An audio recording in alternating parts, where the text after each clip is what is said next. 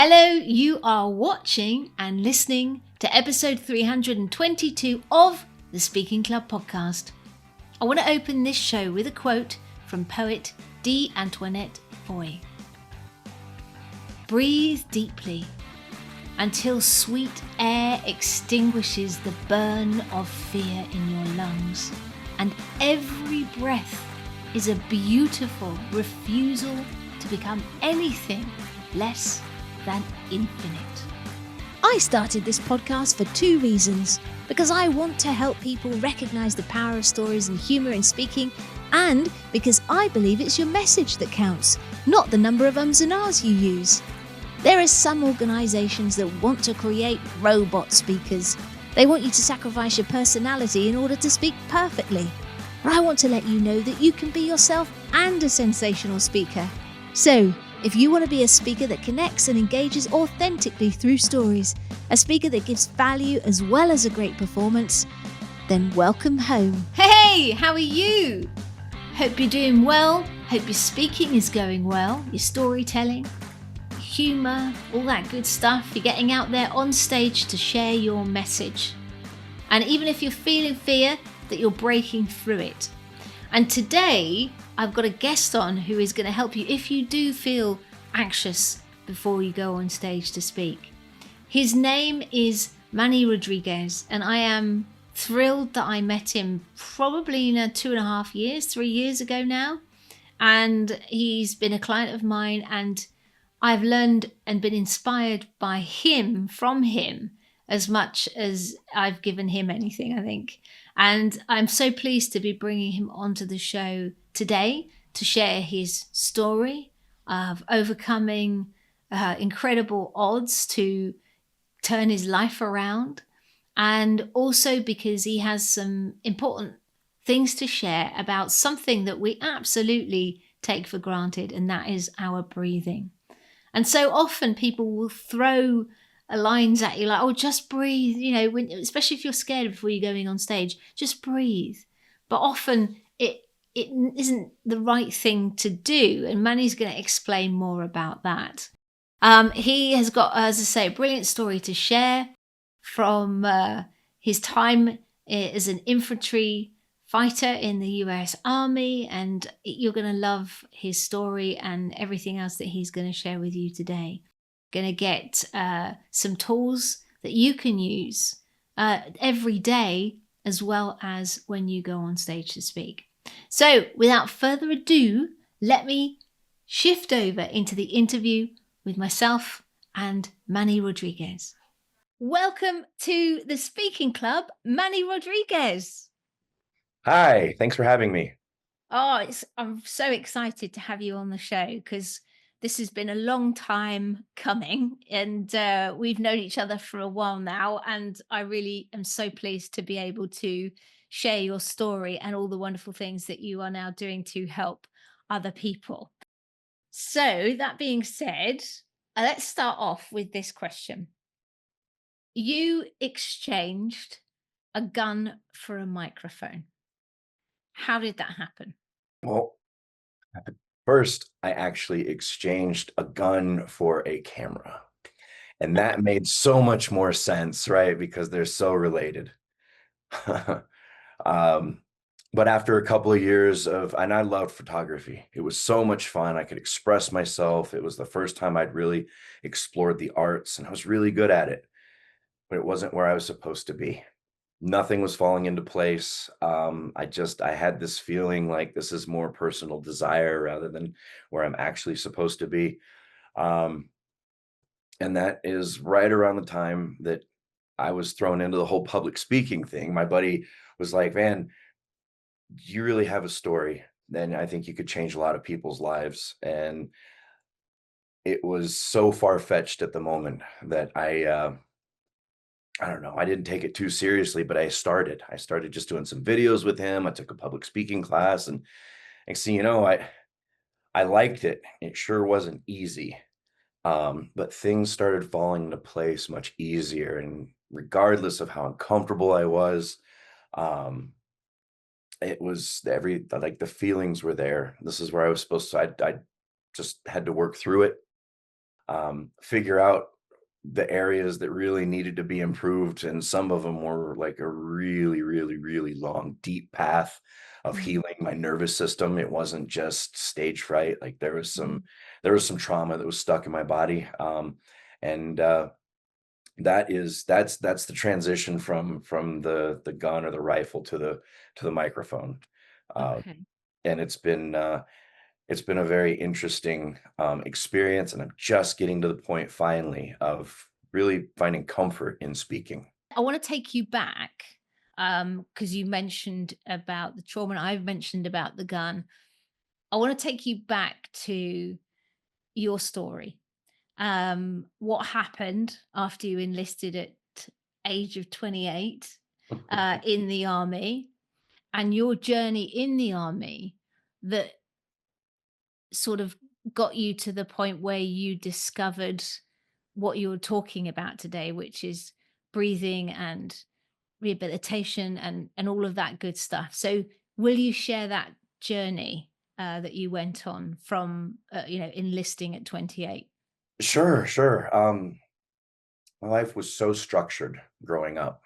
I mean, I could make my own decisions, but I was really guided for most of my life, and all the way through college. And when I finished college, I had good jobs, good career. Really wanted to start my own business, and so I gave that a shot. The paintball industry was really skyrocketing at that point, but it wasn't sustainable. So the business didn't last, and despite all that structure growing up, I wanted some sort of adventure. I wanted, I don't know, I wanted to matter. I wanted to make some sort of big change. It was 2006, and we were just 5 years after 9/11, so there was still a huge demand, and that's what kind of prompted me really to make that decision at 28. In basic training, it was a fun experience. I was the old guy. Everybody had me by, like, 10, 11 years, because they were all fresh out of high school, so that was fun. Um, but towards the end of basic, there was a little bit of an injury. I was trying to complete this graduation objective, um, and it was really difficult. And we were trying to lift this simulated body out of a ravine. It was a 200-pound duffel bag full of sand. And so trying to get that thing up the hill, I ended up injuring my back. I didn't know how severe it was.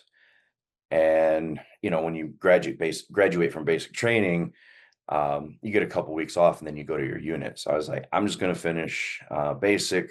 I'll go to my unit. If I need to see a doctor there, I will. As soon as I get to my unit, I go get the checkup. And that's where the initial process, at least in the military, of x rays and muscle relaxers and mild painkillers and stuff kind of started. Um, but unfortunately, all of this was right around the time of my unit's deployment. And turns out I needed a back surgery 3 months before deployment. And so I followed through, but after creating such a close bond with my unit through all of our training and preparation, I really felt it was my place to be there with my unit in country, overseas in Iraq. So I had a back surgery 3 months before we deployed. And the only way that I was going to be able to make that deployment is if I started numbing the pain instead of healing the pain. Um, and that's pretty much when it all started. I mean, just a heavy, heavy influx of almost every prescription narcotic you can imagine. And I was able to take all that over to Iraq with me, which the whole reason I pushed to go initially was because I wanted to help out. I wanted to be an asset to my unit. But with all these pills, I saw myself slowly declining and becoming a liability. I mean, I was not just behind a desk. I was a driver, I was a gunner, I was a dismount, which meant we were foot soldiers on the ground, go kick in doors and stuff. Um, and Yeah, that led me down a really scary and confusing path because it reached a point where I couldn't really get off the pills myself. And every time I asked for help, um, none of my doctors would intervene. None of my doc they would take away pills and give me new ones or different ones or, I don't know, it was impossible. It's lasted for about 4.5 years, and I ended up having to take matters into my own hands and do an aggressive self-detox and really embrace the side of alternative medicine and healing and so on, and that's kinda when I got into the breathing. I realized, when I initiated this alternative healing approach and kinda took things, um, into my own hands, and breathing was the first step. Breathing was Mm. the first step to unlocking all of the trauma, to resetting everything, to finding balance, to finding calm, to finding focus. Once I started slowing my breathing down, really focusing on, the proper way, the structure of the breathing, the way we were supposed to do it, like when we were kids, the way we've been intended to breathe, everything started to change within me, and then I was able to focus on detox, and then I was able to focus on hydration and then nutrition and you know mobility and exercise, and from that point, it took me a while. It took me just about 18 years to do Oh the my full goodness. recovery. Uh, but I think I'm finally at the point where I'm in a much better place. I'm much more capable. The lessons are behind me, and now it's time to start helping others overcome their obstacles. Yeah, I mean, we've talked before, and I think what the drugs that you were on are probably like their class A narcotics that you were having to take day in, day out. And I remember you told me that at one point your whole body turned yellow. And that was the point when you realized you needed to take matters into your own hand because your body had started to shut down, hadn't it? Yes. Yes, it was horrifying. I just woke up one morning, and it's about 4 years into all these pills and stuff, and my body had turned completely yellow. Fingernails, hands, face, legs, chest, back, everything, and, it was a big panic moment. I wasn't sure what was going on. I called a couple of people, and they had no clue what was going on. And just, like, a couple of my friends, family. So I went to the internet and found out that like it was liver failure and my organs were starting to shut down. And honestly, there was such an emotional spike. I have a hard time fully recalling like how everything happened, but I do know that was the wake up call where everything started to change. At this point, I had been out of the army for about a year. Yeah, I'd been out for about a year. Tell us, like you mentioned, you skirted over it in that in what you said just a few moments ago. You took matters into your own hands and did a detox program. Can you just share exactly what happened about what you? Yes, yes, from the moment of turning yellow, um, that's when I started to find ways out on my own, um, and fortunately, maybe 2, 3 weeks after that incident was the first time I tried medical cannabis. I mean, I figured I have all these chemical-based drugs in my system, what's something natural gonna hurt, right? Mm. And that was the turning point, because I had the best night's sleep that I had in years, and all the sleeping pills that I was giving, like, they built a tolerance, and so I couldn't sleep anymore, and so that right there was a turning point of me finding hope that, "Hey, you know what? This might be possible," which was the opening to me making this risky, horrible decision. Um,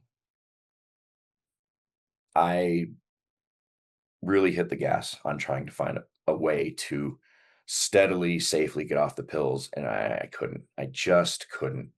Um, I couldn't find help to do it, and it doesn't make any sense. But the doctors in the VA, and this isn't blame. This was the time. Like and all this stuff was flowing. All these pills and stuff. It was like mainstream. It was their peak, and I could not get help to come up with a plan, and so why I took it into my hands. All right, man, if nobody's going to help me do this, I've already almost died numerous times throughout this period of pills and combat and everything. I'm going to try and I'm going to try and get off this stuff myself. So I figured, hey, you know what? I'm going to give myself plenty of time, right? Because I've been on this for a while and they're really, really heavy narcotics, and I don't want to just cold turkey overnight. So I figured 2 weeks. I figured 2 weeks would be good enough to kind of stair step it down. And it was, God, it was horrible. The night sweats, the restless legs and arms, the shakes, the increase and decrease in appetite. I mean, like everything. It was a really, I that was probably the closest to death while still being alive and aware that I've ever like been. Mm. Um, but that was regardless of how dangerous that was. I think it was still for me the best decision, because a couple weeks after I started that aggressive detox is actually when I met my wife, who was pretty much an alternative healing expert focused on detox because she was under the towers of 9/11. And so she had gained all that knowledge, helping herself heal, and she was able to transfer it over to me, um, to help me recover and get all that horrible stuff out of my body and start recovering my mind. And yeah, it was a grueling process. It had numerous starting points, and then it would fail, and I'd have to try something else, which led to an 18-year recovery process.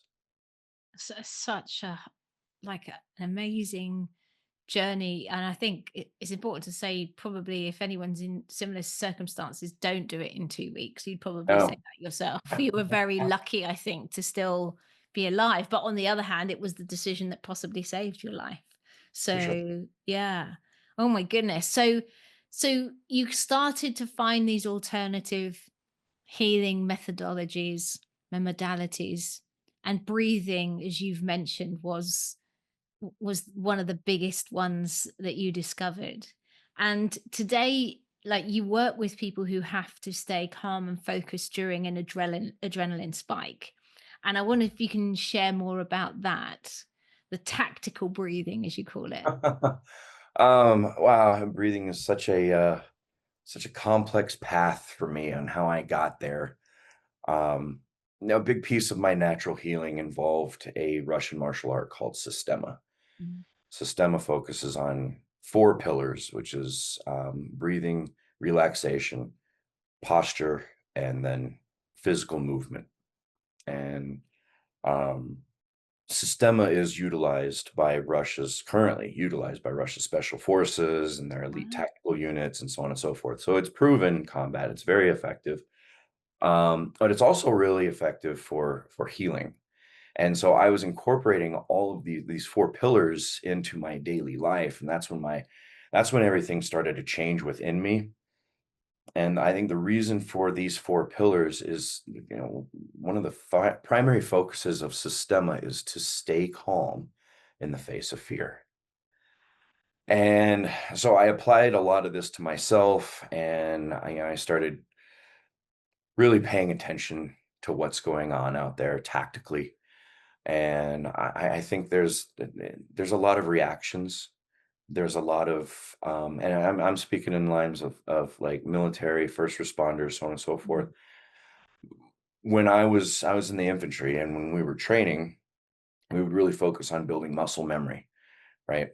Because when your mind shuts down, um, due to fear or stress or threats, whatever it is, if you train your body enough, your body actually takes over when your mind shuts down, right? And you can function quite effectively. But why stop there, Mm. right? Why stop there when there can be actual presence of mind, clarity, and focus in the middle of all that chaos so you can make the right decisions instead of just reacting? Mm. And that's where I kind of came up with one of my slogans is, the job title is first responder, not first reactor. And so we want Yeah. to respond, instead of react. And most of the times they do. but almost every single time the mind is reacting, it's not Yeah. responding. And so through simulated stress, through slow breathing and relaxation, it is actually possible um, for our police officers, firefighters, EMTs, soldiers to go into the danger and experience that tornadic chaos in their mind and actually slow it down a little bit, to be able to see the next move or the next 10 moves instead of, you know, and then trying to work from this point of Yeah. stress and tension and not breathing. When you're not breathing, your mind's not working properly, your blood and your air is not flowing through your body, and these are all fundamental things. And when these stop, your body instantaneously reacts. And Mm. so that's what I'm working to do is calm these reactions through breathing and relaxation to make danger a little bit safer for everybody out there. I like that, make danger a bit safer, because that's the thing, isn't it? What happens physically and mentally when someone sort of heart races and their breath quickens? It does shut down, and that can happen. Like we're talking about first responders who you work with, but can also happen for speakers getting on stage. That like all of a sudden their mind goes blank. They don't, and muscle memory doesn't really help a speaker because Sure. you need to be able to speak. So Right. yeah, can you share a bit more about that? Yeah, that's it's totally different on the softer side when you're not working with the threats and the danger, but the response, the reaction, Mm, public speaking, that fear is the same. mm, It's a aggressive, overactive nervous system, and public speaking was actually what led me into the whole tactical breathing thing before I had even thought of first responders or military or anything. Because I have been working on public speaking for the last 3 years, mm. um, and the whole time everybody would always tell me, "Oh, you're nervous. Just breathe. Do these do box breathing and do all these breathing exercises and stuff." And I would, and they wouldn't work. And Mm, if anything, I felt worse afterwards. And that's when I identified that if I'm not breathing normally all the time, like I should be, properly, calmly, aware, um, those advanced breathing exercises actually send a signal to your brain that says, "Whoa, whoa, whoa, whoa, hang on a second. You don't breathe like this normally, and you're all amped up right now. Now you're doing this breathing exercise. What's wrong? What's going? I got you um, scared, you know?" And so it can amplify. And so it was at that point that I started creating a baseline, which that's yours, by the way. Baseline breathing was something that you recommended for me, and it stuck, and so I went with it. But that is when I really started creating a foundation of breathing that focuses on building the awareness, inhaling deeply, slowing everything down, relaxing your body, making sure your posture and your spine is fully aligned, extending your exhale just a little bit longer than your inhale, breathing through your nose, breathing through your belly, all this stuff. It's a system, right? But it's nothing new. This is how we breathe when we were born, or this is how we would breathe when we were born, when we were children. And then stress and all this other stuff pops in, and we don't have the awareness or the education on breathing normally and properly is actually part of our natural strategy to get through this life. And we step away from it, we start breathing slow and shallow up here through our mouth, and we end up, by the end of the day, we're carrying tension all over the place. I think this lack of awareness is pretty toxic. Yeah, I it took me just setting alarms, putting out Post-it notes and stuff. It took me about 3 weeks, 2 to 3 weeks or so to, really kind of get back into tune with this skill, and then after that, I do it normally. I mm. breathe normally, and now when I do these exercises, super effective. Mm. Super, like, my body actually accepts the free medicine. Um, so yeah, it was a huge transition, but at the same time, it opened the door to something completely opposite of public speaking, Mm. which now I've got like a tactical side, and then I've got kind of a softer side because this Yeah. applies to everybody. Working with senior citizens, working with teachers and students, Yeah. corporate executives, anybody who really has stress. But I did, can't just start off marketing to the world. So I had to find my starting point, and I'm slowly starting to kind of branch out into other areas as I lock down, like police departments, police academies, corrections facilities, so on and so forth. The progression and the evolution of the whole breathing process. Definitely, and I've never heard anyone like put it that way before, and it makes complete sense. If you've not been breathing in this way, and then you're in a heightened uh physical, stress situation, and you start doing that box breathing, you're right, your body's going to go, what? So that's really, so it kind of, I had a question, but I feel like the question I was going to ask you is redundant because of that answer. So Go for what it. I'm going to ask you is, rather than have something that people do, and you may have a suggestion, something that people do like in the wings before they go on to speak, what are some things that they can build into their daily routine that enables them to, you know, get to a reasonable baseline before they do the gig, if that makes sense, before they get into that heightened stress situation? Okay. So I just kind of went through a jumbled form of my acronym AIRSPEND, Mhm, AIRSPEND. This is the first step for everybody when it comes to breathing, for mhm, anything to be effective in this area. You want to create awareness. So again, like I said, I set alarms 5 times a day just to check in and make sure I'm breathing properly. I put post-it notes all over the place. I put an anchor in my pocket just so whenever I put my hand in my pocket, like, oh, hey, I need to focus and make sure I'm doing everything right. Um, and that's the first step. Next from there, you want to inhale deeply. mm, Everybody can feel this shift. Just breathing slow and shallow, or short and shallow through here, and then you expand everything. You slowly let it out. That's you taking control. That's you putting the joystick back into your hands, right? That's mm, the first step.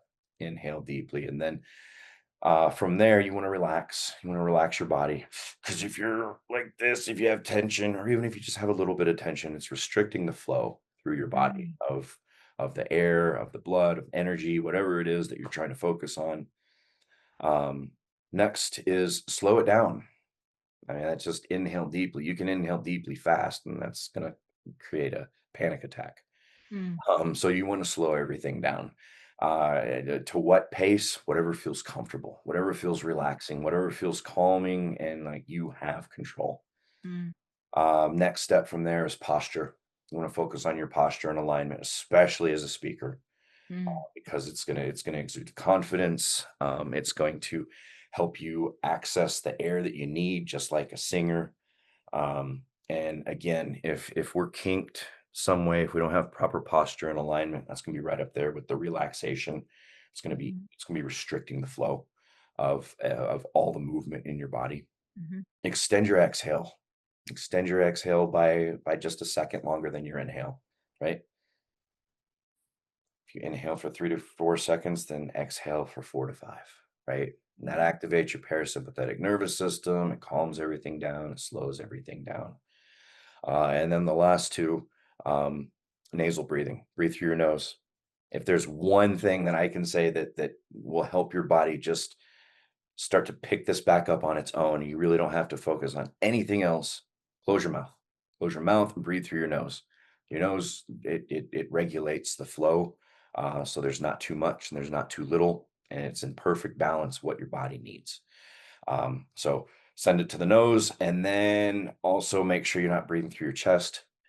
You're breathing through your belly or your diaphragm. It's called diaphragmatic breathing. And instead of When you inhale, your chest rising. When you inhale, your stomach goes out.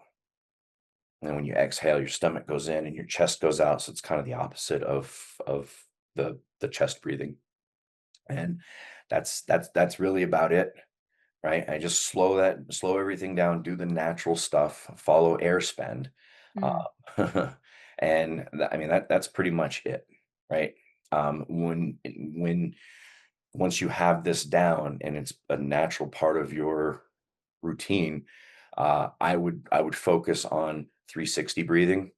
It's Hmm. very simple. You just pretend you're a balloon and you try and fill up every last little area of your body, your fingertips, your toes, the ends of your hair. I mean, like you fill in every last area and then you slowly release. And that should be a good enough reset to get you calm and focused and ready to go.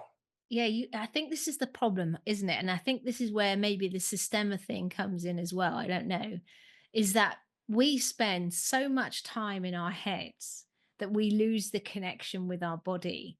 I don't know if you feel that way or felt that way, but the whole movement and breath and being in connection with your body feels like it's really important to take back the joystick, as you put it. Is that right, do you think? Yes, it is because the breathing and relaxation and the movement. Um, it's all that flow, right? And if you don't have any bottlenecks or roadblocks inside you, especially when you're speaking, if everything's in flow, that's speaking. Speaking is flow. You got to have Mhm. everything coming out in that rhythm. Um, and I think that this really does help kind of support that flow. Mentally, you're in flow because you're speaking. You need your words to come out right. But if your body is in flow, that's the body and the mind working together, and I think that's exactly where we all want to be, especially in that moment. Definitely. And I think from our conversations before, there are different types of breathing and different situations. Is that correct? What are the different types of breathing? Um, so there's actually quite a few. I mean, like there's circular breathing where you're just kind of breathing in and breathing out, and breathing in and breathing out in a circle. And then you've got the top pyramid breathing where you're holding on an inhale. So you breathe in and you hold on an inhale. And then you have bottom pyramid breathing, which is the opposite. You're exhaling and you're holding on that exhale. And if you put those two triangles or those two pyramids together, you get a box. And that's box breathing. So you inhale, you hold, you exhale, and you hold. And then you continue that. So those are some of the types of breathing. Um, and that's going really deep. On the surface, though, there's quick, short breathing to recover um, from stress. Say you're running or you just finished speaking or whatever, just kind of getting those short, quick breaths through your system to help recover is beneficial. But at the same time, you're not going to do that before. You're not going to do that as a preparatory. So there's the Mm, slow, deep breathing. mm. Um, And then kind of in between those 2, the fast and the slow is the sipping air, where you can,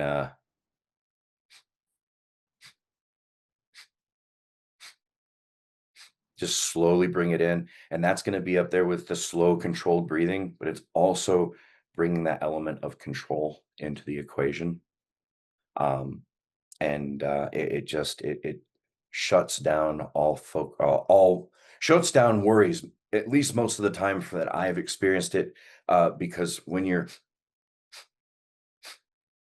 it's almost like mindful meditation where you're focusing on your breath and you can't focus on much else. So in addition to calming you down, it actually shifts your focus as well. In a nutshell, those are the basic types of breathing. Um, Mm. fast for recovery and slow for preparation or calm. Cool. I think some people might have had some feeling of resistance to something that you've said already, which is around breathing through your nose. It's not something that we find easy, even though that's the way that we were designed to do it. But this is something that's making a huge difference in for elite athletes these days. People are, they're being trained to what they've been training with their nose, with their mouth covered up. That's right, isn't it, Manny? 100%. And I was such a mouth breather when I first started breathing properly that I ended up having to tape my mouth shut. I do it Okay. at night, and that's what really sent the message to my body that this is gonna be the new way because that's 7 to 9 hours of reinforcement. Be very I've seen some people do it outside of the house. I don't know if they're trying to sell product or show off or what, but, th if you feel comfortable, tape your mouth going outside, but you can do it during the day inside the house when you're by yourself, right? And you're reinforcing. Um, but that is the quickest way that I've found to get everything back through the nose. Now, if you have respiratory issues, so on and so forth, there might need to be some medical intervention. But for the most part, people should be able to get back to their nose pretty easily. Does it make you panic when you first put it over your mouth? Because I'd imagine sometimes I'm in bed and I'm trying to take a deep breath through my mouth and I can't get one. And then I start panicking. And then that makes things even worse. I was just wondering if I tape my mouth up, whether my body would be like, what are you doing? And panic. So yes, most definitely. And I leave just the outer edges of my lips uncovered.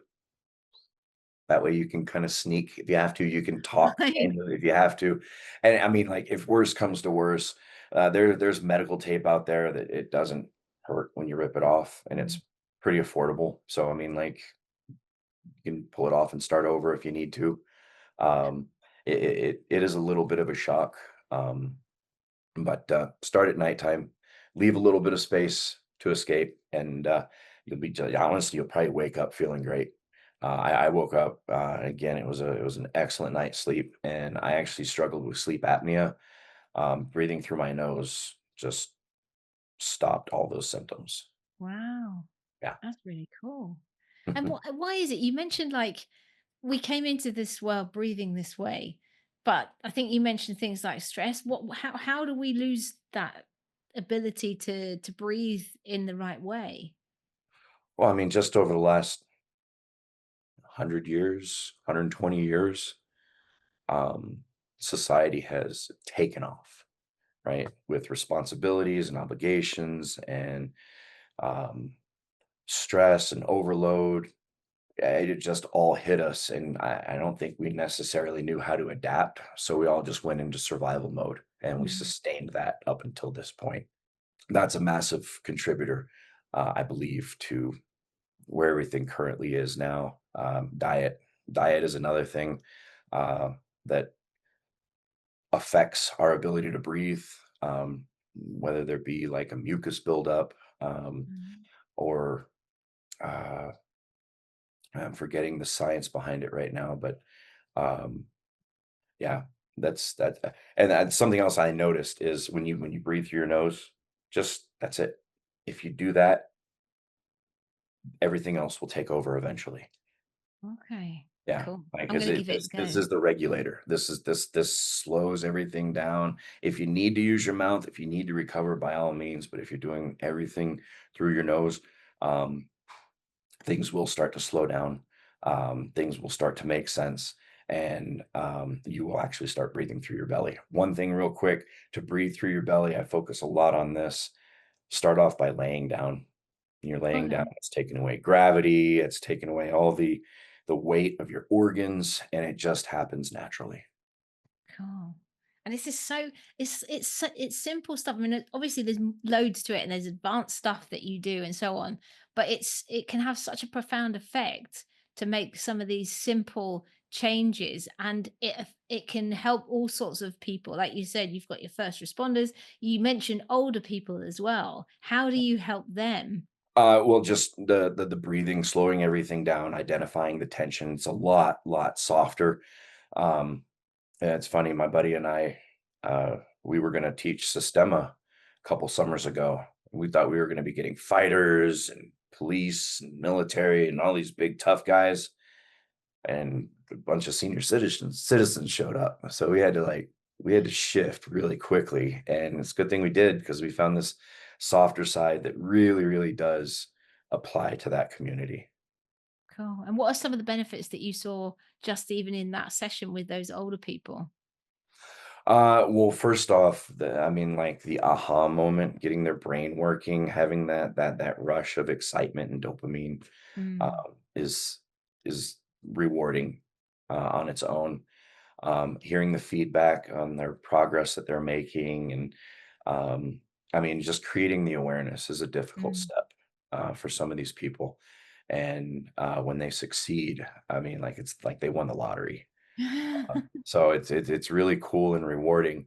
Um, I don't have I don't have like medical results with the people that I was working with, the senior citizens that I was working with, but I did this class for some special operations guys a year ago, and we were doing vitals every day at this retreat that we went to, and the next day, their blood pressure, their heart rate, everything was calm and regulated.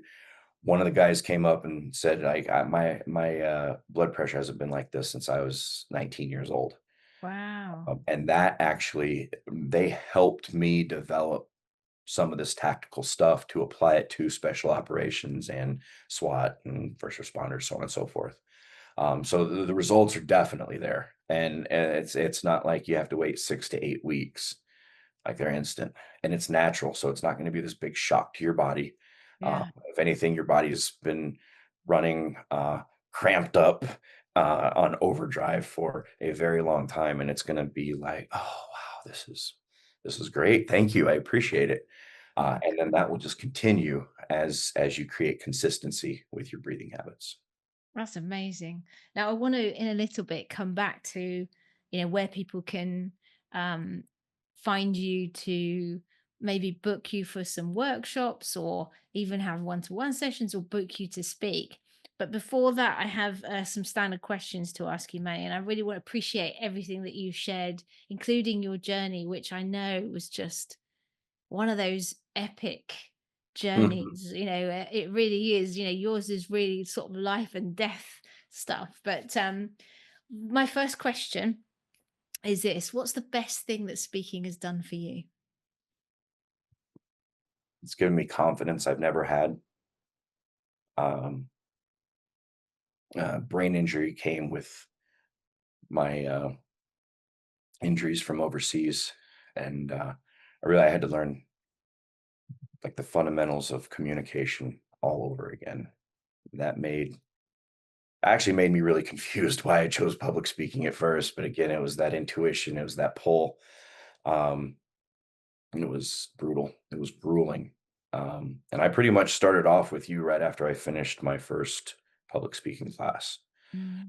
Um, Having to work through, like, not being able to connect thoughts with words, which is beyond frustrating. Um, you have it perfectly in your head, you just can't say it or write it. To just kind of being able to flow my words like I have been during this podcast interview, um, goes a long way, builds a lot of confidence, and tells me that I can regard. I mean, like, if you're trying to do public speaking and you struggle speaking and you overcome that, you know, there's not much left to worry about at that point. No, you've had, yeah, you're an amazing example of someone who, you know, a lot of people think they have challenges around public speaking, but yours were really sort of huge, big obstacles, and you've managed to, you know, barge through them, and your speaking is excellent. So I'm really, really impressed with what you've been able to achieve, Manny.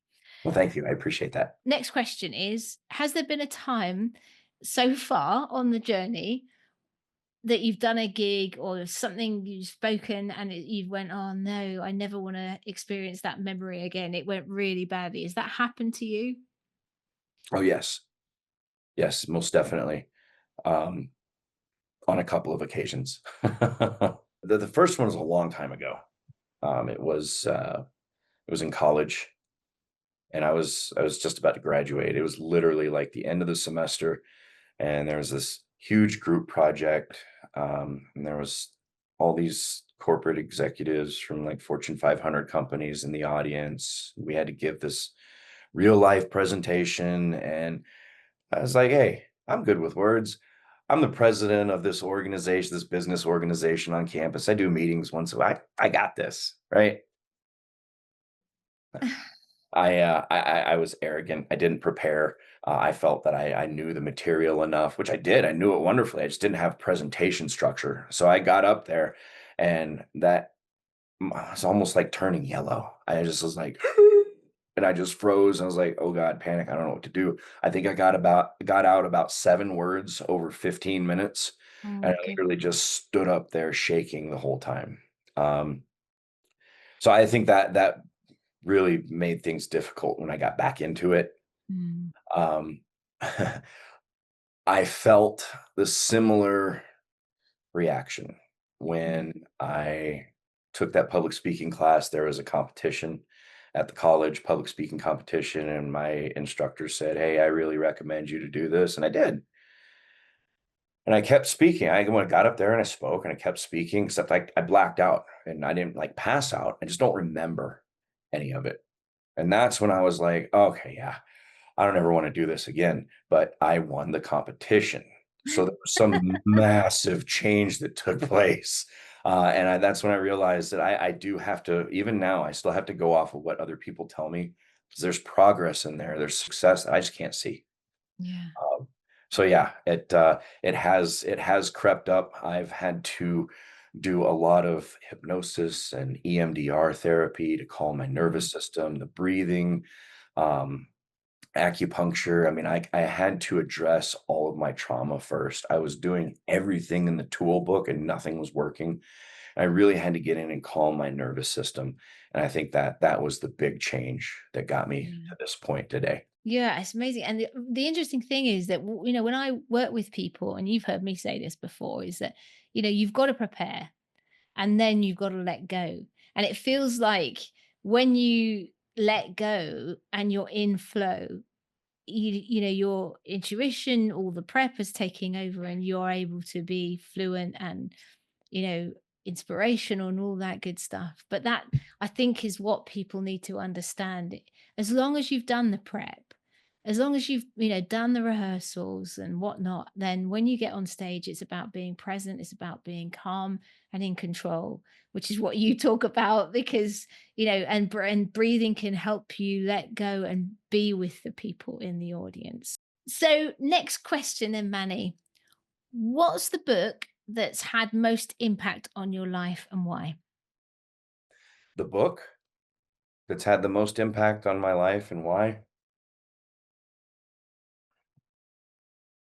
Hidden Messages in Water. Oh, I've not heard of that. It is amazing. Masaru Emoto. It is this scientist, I guess, did an experiment on water and like the vibration of your energy when you talk to it. So, like when you say, "I love you," there's a whole bunch of like beautiful little snowflake crystals.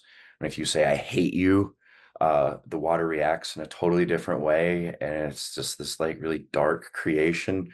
Um, it shows how our words matter and Yeah. how the vibration behind our words, the energy behind our words actually does play a big role. And that really got me to soften my perspective. It got me to soften how I talk to other people. As a matter of fact, you can calmly talk to somebody who's amped up and transfer that energy and get them to calm down. Um, and I don't know, that's something that the message that this book provided, and it's a lot of pictures and stuff too. So it's a real easy read. It's just an incredible message. And I think of all the books I've read so far, that was probably the most impactful. Oh, I love that. Yeah, words absolutely do matter. But it's like you say, it's the energy behind them as well. I will check that book out, and we'll put a link in the show notes to that as well. Nice. Uh, right, next question. What's the best bit of business advice you've had and why? I mean, it's gonna sound cliche, but don't quit, Yeah. right? Like once you start something, each step forward, each second, each hour, each day is progress forward. That thing is actually growing like a human being, like a Mm. person.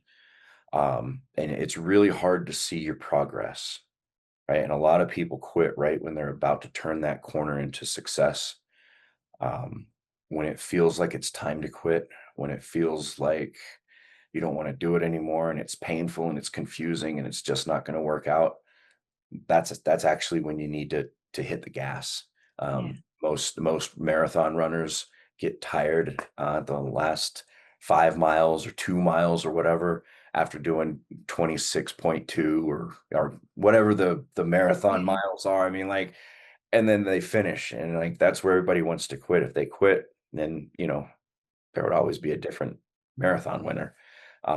It's usually when these signs pop up, you're close to finish. And that's something that really resonated with me and kept me going. Even to this point, I haven't made it there yet. And I'm kind of at that point of, I'm sick and tired. I just want to throw it in and Okay.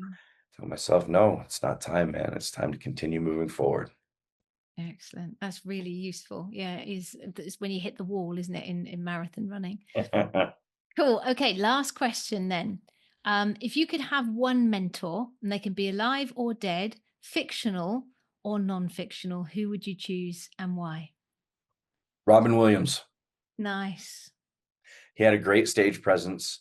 He was focused on impacting people's lives. Um, he was just a natural at happiness, Yeah. right? Even though he was in a dark place for a lot of his life, Mm, which is almost me. yeah. Just his character, his willingness to help um, take people out of dark places and move them into happier places. I've read a lot about him recently, and just some of the things that he would do for his friends, for strangers, to cheer people up in hospitals, and he was really effective. I even worked with Coco, that gorilla, uh, and had some positive impact on an animal, right? So I think I've had this question floating around in my head for a while, and I think that's the person who it would be, 100%. Excellent. Excellent. A great answer, I think. Well, listen, Manny, thank you so much for sharing all the tips, sharing your story, sharing the pain and the triumph at the other end of it as well. Things not to do, things to do. Where can people find out more about you to either book you to speak, because your story is incredible, or to get you to run a breathing workshop? Where's the best place for people to connect with you? Well, I'm still getting everything started up, so I don't have a website or anything yet. But I do have baseline breathwork at gmail.com Cool. is how I can be reached. I'm my LinkedIn profile also. It's Manny Manny, Rods Rodz. And it's Cool. pretty unique. I don't think there's anybody else on there with that name. So Manny Rods Rodz. You should be able to find me on LinkedIn pretty easily. Brilliant. Brilliant. And we'll put all of that stuff into the show notes too. Manny, thank you again so much. It's lovely to see you. Best of luck with everything. And I will catch up with you again soon. Looking forward to it. Can I say one thing real quick? Yeah. All of this progression, all of this success and healing and stuff when it comes to public speaking started with you. I need to make sure that everybody understands that. And there are a lot of solutions when working with you that can really change your course as a public speaker. So thank you for that. And I just wanted to make sure and throw that credit in there. I appreciate it. Well, it's been my pleasure and my honor to work with you, Manny, so far. And yeah, looking forward to seeing what comes up in the future. All Take care righty. of yourself. Thank you. Well, there you go. I enjoyed that chat with Manny, and I'm just so pleased and proud of everything that he has achieved and is in the speaking realm. You know, he's got an amazing talk that will absolutely transform lives. And if you are looking for a great speaker who has got an amazing story to share and will add value to your employees or your first responders, then do get Manny booked to speak to your people. And I hope you got something from that, perhaps some ahas about baseline breathing and how you can calm your nervous system. And yeah, if you want to find out about Manny, he's on LinkedIn. I think he's all over the place. Reach out to him and book him or see if you can work with him. He's a great, great guy. Now, if you're a regular listener or watcher of the Speaking Club and you're not subscribed yet, then make sure you subscribe. And what would be absolutely brilliant is if you could leave a rating or review where you are listening on, if you're listening to the podcast, wherever you are, or on Apple Podcast. And also subscribe to the show if you're watching on YouTube, and also leave a comment. Let me know what you thought about the episode. And I'm sure if you got something from this, Manny would love to hear either in comments or reach out to him personally and let him know. But thank you again for listening to the show. It's much appreciated. There's lots of shows out there you could choose. It's lovely to have you with me in the Speaking Club. Look after yourself. And until next time, you know what I'm going to say. Go out, grab your life by the nuts and get cracking. Bye-bye. It's a nightmare. You're an expert with so much to say, but now that you've been booked to speak, you're struggling to know exactly what to talk about. You want a talk that engages the audience and wins you new clients without you losing your personality or anyone feeling pitched to. But what happens when you sit down to create that talk is that you end up staring at a blank page for ages, or worse, surrounded by hundreds of sticky notes with content that you could include. With so much material, you just don't know where to start or finish. Don't worry, because many experts like you face exactly the same challenge, and that's why I created the Blank Page to Stage Guide. In just 50 minutes, this breakthrough resource is going to help you identify the big idea of your message, make it relatable for the audience that you're speaking to, and convey it all in a way that gets the audience inspired and on board with your idea. And it works even if you have tons of material or your subject feels less than exciting. If you want to cut through swathes of content and get a talk that you're excited to share, your audience loves, and wins you new clients, then grab your Blank Page to Stage Guide from saraharcher.co.uk/new-guide-TSC. Oh, I forgot to say, it's completely free. Enjoy!